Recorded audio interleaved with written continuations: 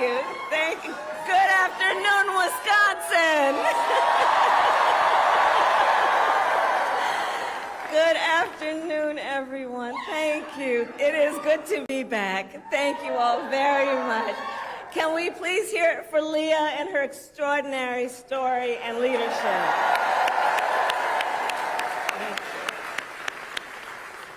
And I do believe our teachers do God's work. They teach other people's children, and God knows we don't pay them enough. Let's thank her. And it is so good to be here and be back with so many extraordinary leaders, including my friend, the great governor of Wisconsin, Tony Evers. He's here somewhere. My dear friend, Senator Tammy Baldwin. And you know, I had the privilege of serving with Tammy when I was in the United States Senate, and she is always fighting for the people of this state, and I know that the folks that are here are going to make sure you return her to Washington, D.C. in November. Yes, we are going to elect her back to Washington, D.C. It is so good to be here also with Lieutenant Governor Sarah Rodriguez, Attorney General Josh Cole, Wisconsin Secretary of State Sarah Godlewski, County Executive David Crowley, Mayor Cavalier Johnson, and the great State Party Chair Ben Wickler, who I have worked with. Ben, you and I have been working together for years, and I can attest he knows how to build the infrastructure that delivers wins up and down the ballot. Thank you, Ben.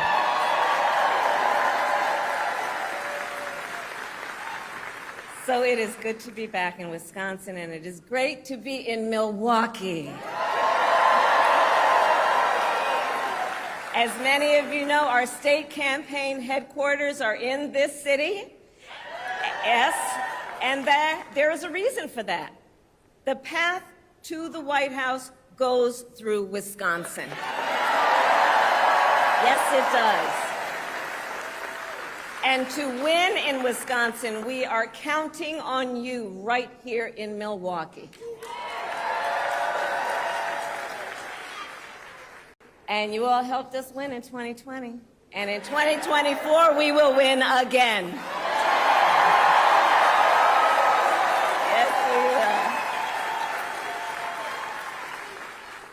So, Milwaukee, I want to start by saying a few words, and I could really speak at length, but a few words about our incredible President Joe Biden.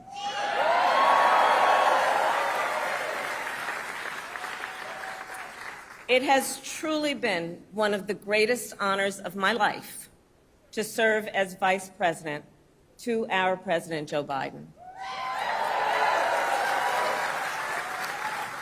Joe's legacy of accomplishment over his entire career and over the past 3.5 years is unmatched in modern history.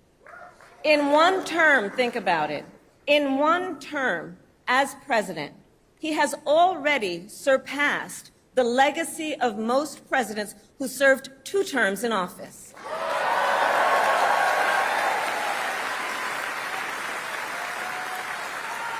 And I know we are all deeply, deeply grateful for his continuing service to our nation.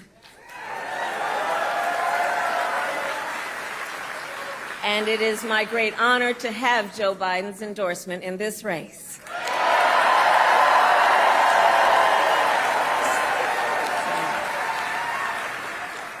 So, Wisconsin, I am told as of this morning that we have earned the support of enough delegates to secure the Democratic nomination.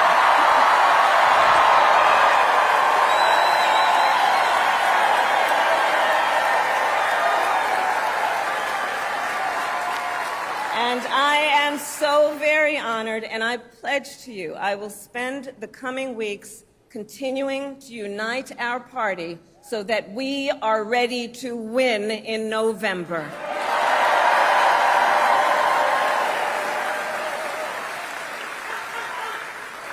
So, friends, we have 105 days until Election Day, and in that time, we've got some work to do.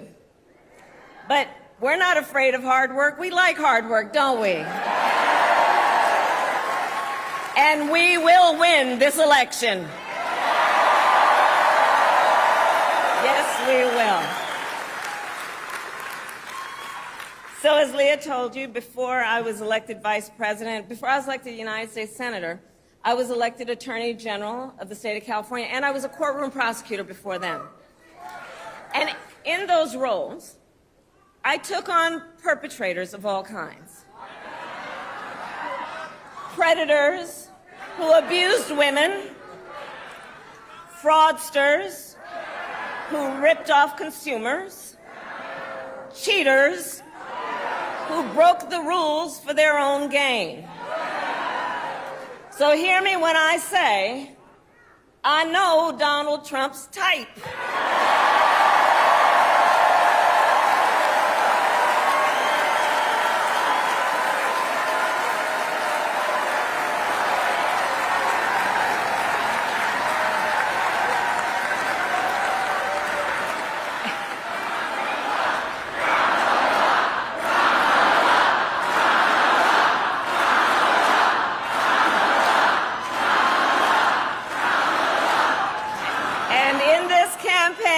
I promise you, I will proudly put my record against his any day of the week.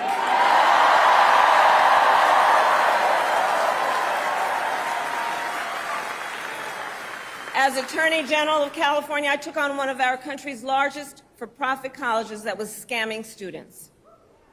Donald Trump ran a for-profit college that scammed students. As a prosecutor, I specialized in cases involving sexual abuse. Well, Trump was found liable for committing sexual abuse. As Attorney General of California, I took on the big Wall Street banks and held them accountable for fraud. Donald Trump was just found guilty of fraud on 34 counts.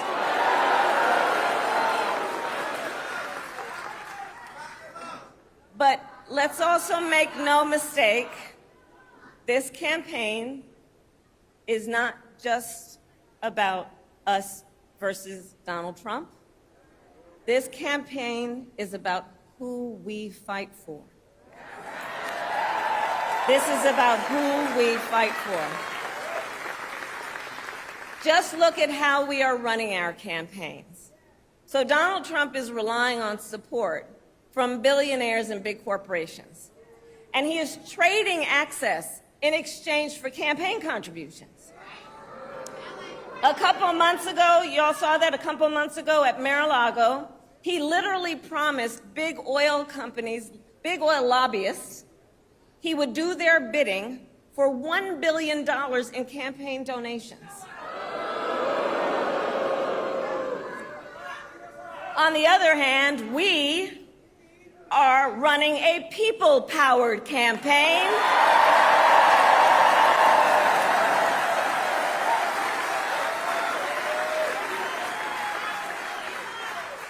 And we just had some breaking news. We just had the best 24 hours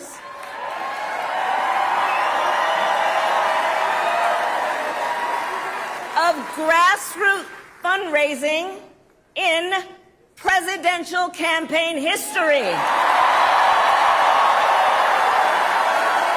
right?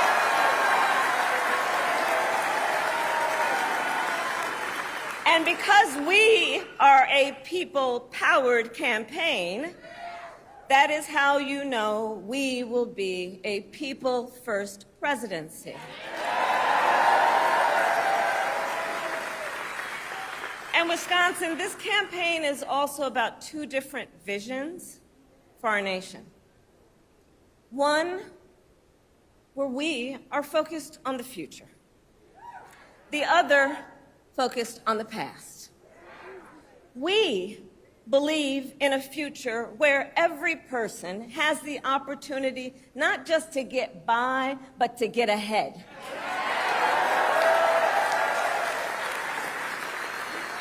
A future where no child has to grow up in poverty.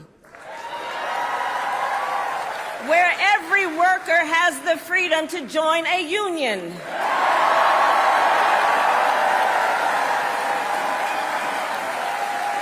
Where every person has affordable health care, affordable child care, and paid family leave. We believe in a future where every senior can retire with dignity. So all of this is to say, building up the middle class will be a defining goal of my presidency.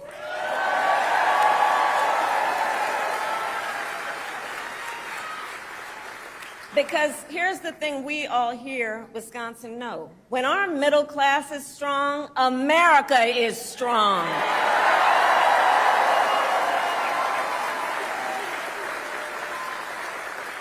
But Donald Trump wants to take our country backward. He and his extreme Project 2025 agenda will weaken the middle class. Like, we know we got to take this serious thing. Can you believe they put that thing in writing? Read it. It's 900 pages. But here's the thing. When you read it, you will see Donald Trump intends to cut Social Security and Medicare.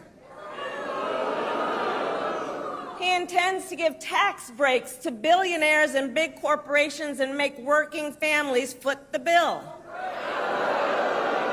They intend to end the Affordable Care Act and take us back then to a time when insurance companies had the power to deny people with pre-existing conditions. Remember what that was like? Children with asthma, women who survived breast cancer, grandparents with diabetes. America has tried these failed economic policies before, but we are not going back. We are not going back. Not going back. We're not going back. We are not going back.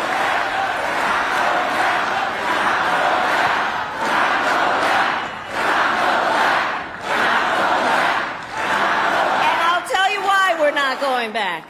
Because ours is a fight for the future. And it is a fight for freedom. Generations of generations, and we have to remember this, the shoulders on which we stand, generations of Americans before us led the fight for freedom. And now, Wisconsin, the baton is in our hands.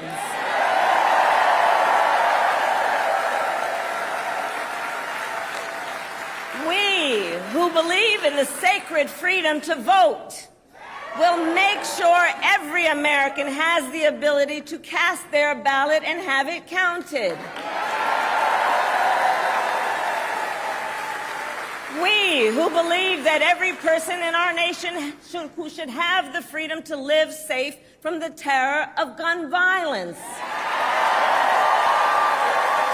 will finally pass red flag laws, universal background checks, and an assault weapons ban.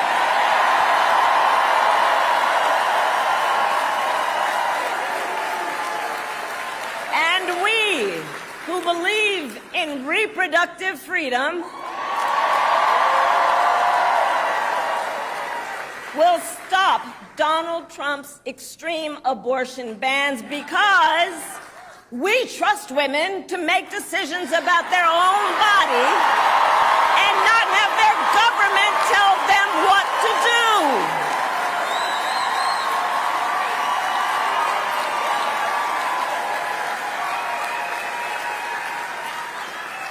And when Congress passes a law to restore reproductive freedoms, as President of the United States, I will sign it into law.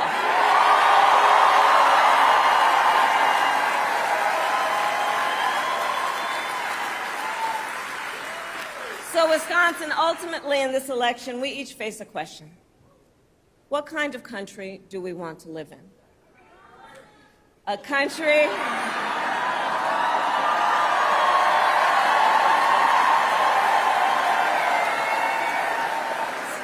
and to your point, do we want to live in a country of freedom, compassion, and rule of law, or a country of chaos, fear, and hate? And here's the beauty of this moment. We each have the power to answer that question. The power is with the people. We each have the power to answer that question. And in the next 105 days, then we have work to do. We have doors to knock on. We have phone calls to make. We have voters to register. And we have an election to win.